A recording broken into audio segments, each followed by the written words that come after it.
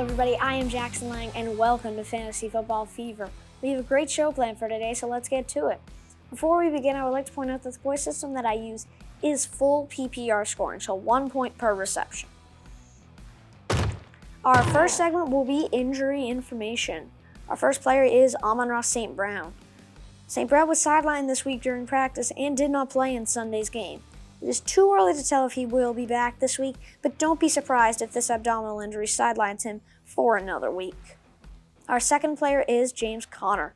Cardinals head coach Jonathan Gannon said that Conner may miss some time, and he was not joking. Conner is expected to miss multiple weeks and is a candidate to be placed on the IR, injured reserve, for the Cardinals.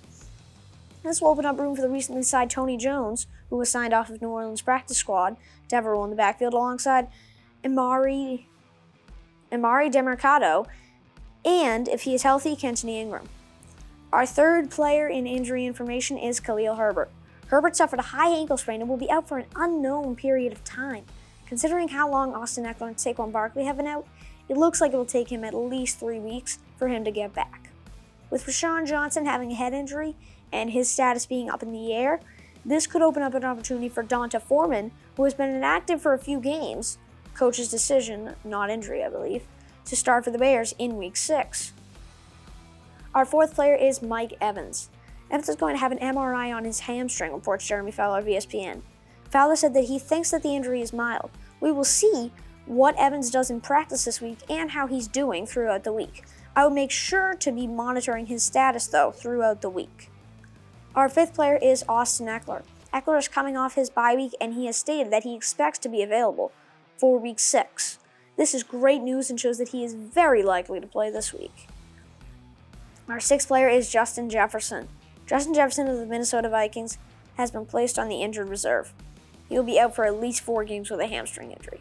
This means Jordan Addison may go up or even down in fantasy value because defense was no longer trying to be double teaming and locking out Justin Jefferson, and now they'll turn their focus to Jordan Addison and KJ Osborne.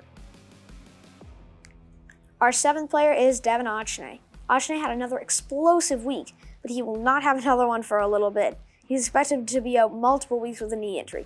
It's uncertain for how long, but he could be back after 2 or 3 weeks. I hope he's back after 2 or 3 weeks at least. Our next segment is Start Sit. Our first player who is a start is Brock Purdy. Purdy has been playing great, and he just scored his highest yet this season in fantasy points with 26. He threw 4 touchdown passes and has been playing great and will be a great starting fantasy QB for this week and further on in the season. Our first sit is Desmond Ridder. Ridder played very good last week, but nevertheless, he is still a sit. He has had a rough start to the season, and I would like to see at least 1 or 2 more games out of him, like this one, to be considered as a start. Our next start is Sam Laporta. This week, Laporta scored 19 points. He had 1 red zone target that turned into a touchdown. He also scored on a 31-yard trick play. He only had 4 targets, but if he keeps getting those targets in the red zone, he'll be a great fantasy tight end. Our next sit is Breece Hall. Hall had a great week, but that was against Denver, the worst defense in the league. Now Hall is up against this Philadelphia defense that has been able to contain running backs very, very well this season in the passing and rushing games. Our next start is Puka Nacua. Even with the return of the amazing Cooper Kupp, Puka still had a great game. On 11 targets, he had 7 receptions and 71 yards with a touchdown. He had less yards than Kupp, but in the end, Puka had 2 more fantasy points. This means Puka still remains a must-start player even with Cooper Kupp in the picture. Our next sit is Ramondre Stevenson. Stevenson is a sit, but sadly, this also goes for any player on the Patriots roster. Their offense does not seem to be able to do anything. I've begun to get excited about first downs. I'll elaborate more on that in Keeping Up with the Joneses at the end of the show. All Pats players should be sad, and Ramondre Stevenson is no exception. Our next start is Alvin Kamara. Kamara has been playing great after getting back from his suspension. After his suspension in these 2 weeks, he's accumulated 40 fantasy points. That means he's averaging about 20. He is a great player that should definitely be started. Dak Prescott is not looking too good. He is one of our last sit. Against the San Francisco 49ers, he was held to 7 points and threw 3 interceptions. This could be the beginning of another season with Dak Prescott getting a lot of turnovers. He should be sad until he has a good bounce-back week and does not have a turnover, I would say. If he has no turnovers next week, then you can bring him back to the starting lineup. If he has a great week with 1 turnover, you might still be able to bring him back. But if it's an iffy week with still a turnover, I'd say sit him until he gets that no turnover week. Our next segment is Backfield Brawl. The first team for Backfield Brawl is Baltimore Ravens. Justice Hill and Gus Edwards have been somewhat splitting carries. Edwards outcarried Hill with 12 attempts while Hill had 7 attempts. Hill had more fantasy points, however. He had less rushing yards, but 4 receptions on 4 targets and a rushing touchdown. It appears that Hill is the goal line back, while Edwards will just take a few more carries than him throughout the games. Our second team is the Colts. Zach Moss took a bulk of the workload this week, getting 23 carries, while Jonathan Taylor only had 6. Moss also scored 2 touchdowns and ran for 165 yards. Taylor had 6 carries for 18 yards. This could be and probably is just the Colts' way of easing back Jonathan Taylor after getting off the PUP list with that ankle injury. But Zach Moss still could take more carries than we thought away from Jonathan Taylor going into this season. Our next segment is trade advice. First up, players to target. Our first player to target is Gabe Davis. Gabe Davis is a touchdown magnet. In the last 4 games, he has scored a touchdown.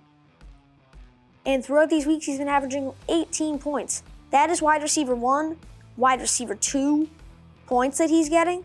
And if you have him as wide receiver 1, that is not a bad thing if you have good players around all your other positions.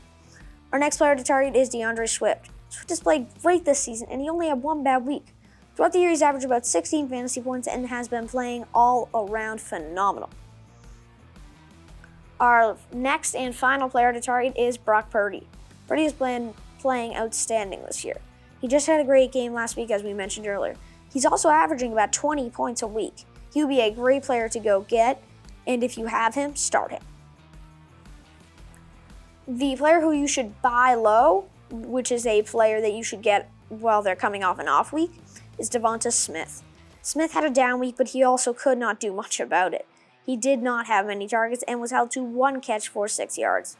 He is primed for a bounce back, and he will be eager to get back out there and have a big week after this bad and disappointing week. Hey! Next up is keeping up with the Joneses. If you're a Patriots fan who has optimism, I probably wouldn't listen to this. The Patriots are in a really tough spot here. Coming into this week, we knew we'd have a tough time on the defensive side of the ball with Judon and Gonzalez being out, and we thought that it also may be difficult on the offense considering the Saints have one of the best defenses in the league. But nothing could have prepared Pats Nation for this devastating loss. Patriots fans now have to get excited about first downs. What has become of this Pats offense? We used to be a Super Bowl or bust team, and now we're hoping we win 3 games this year, which, by the way, would be 2 against the New York Jets and 1 against Denver. In my opinion, if you really look at the Patriots' schedule, that's the only games we can win. Denver, we might still lose. The Jets, I think we could still lose there. If we have 1 win this season, I'm not going to be too surprised with the state of the Patriots. Mac Jones is taking a lot of blame for this. It's not all his fault. He doesn't have really any weapons around him. He's got Hunter Henry, Ramondre Stevenson, and if you want to call Ezekiel Elliott a weapon, you can do that. I wouldn't, but he doesn't have much around him. So, some people think that he is a very good quarterback. We just need to put more around him. However, the team is playing terribly, and a lot of changes need to be made to the offense and even the defense, and fast. That is all we have for today. Thank you so much for watching Fantasy Football Fever. I am your host, Jackson Lang, signing off.